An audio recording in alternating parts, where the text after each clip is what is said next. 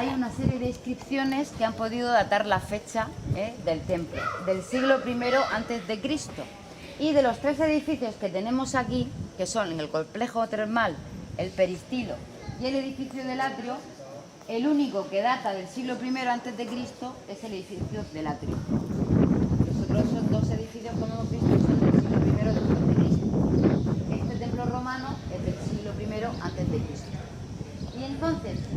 las fuentes que manejan los arqueólogos es que este templo romano está dedicado a la diosa oriental egipcia Isis. ¿Por qué aparece de repente aquí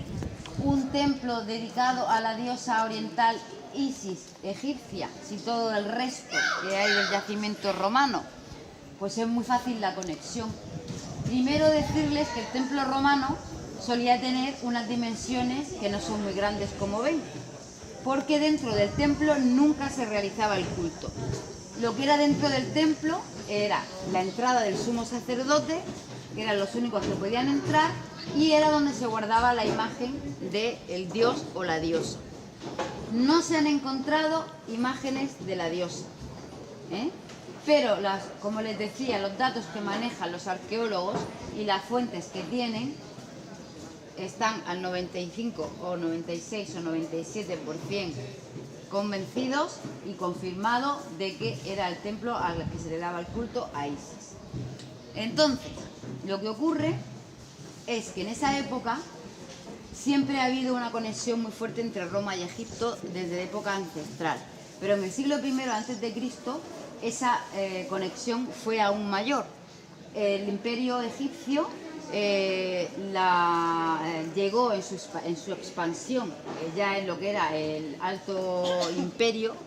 el alto imperio romano, llegó en su expansión a Egipto en sí, y entonces entró en contacto con una serie de tradiciones, de cultos, de veneraciones a dioses que no conocían o que desconocían la mayoría de los gobernantes de aquella época, de los emperadores de aquella época. No solamente se empaparon de esa cultura, de lo que era de las divinidades, sino se empaparon de la gastronomía, de las especias, incluso del tema de los perfumes, de todo en general. Estuvieron allí viviendo durante varios años el ejército imperial, y además entraron en contacto en un momento en el que estaba reinando una emperatriz que se bañaba en leche de burra y que se maquillaba con lapislázuli, la famosa Cleopatra, que tuvo muchísima influencia en aquella época en el mundo egipcio, en el mundo romano y en Roma, porque además Cleopatra, de la que estamos hablando, tuvo algún que otro affair con algún que otro emperador, como Julio César o Marco Antonio, y además ella también estuvo en Roma muchos años, que por cierto no querían ni verla,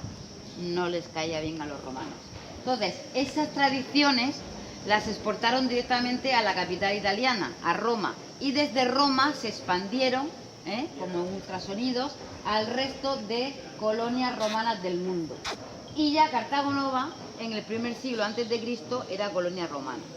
con lo cual esa conexión con el mundo oriental no es tan rara. Entonces, eso nos ha permitido decir hoy en día, que no lo decíamos hace 2 semanas, que efectivamente el culto no se daba en el templo, sino en una serie de estancias, que son las que hay aquí en este edificio del atrio, alrededor del templo. Con lo cual, este edificio del atrio, que tenía una serie de salas donde se hacían rituales religiosos, se puede hoy afirmar que esos banquetes de rituales religiosos se hacían en honor a la diosa Isis, donde el templo se descubrió en la otra barriada. Que eso hace 2 semanas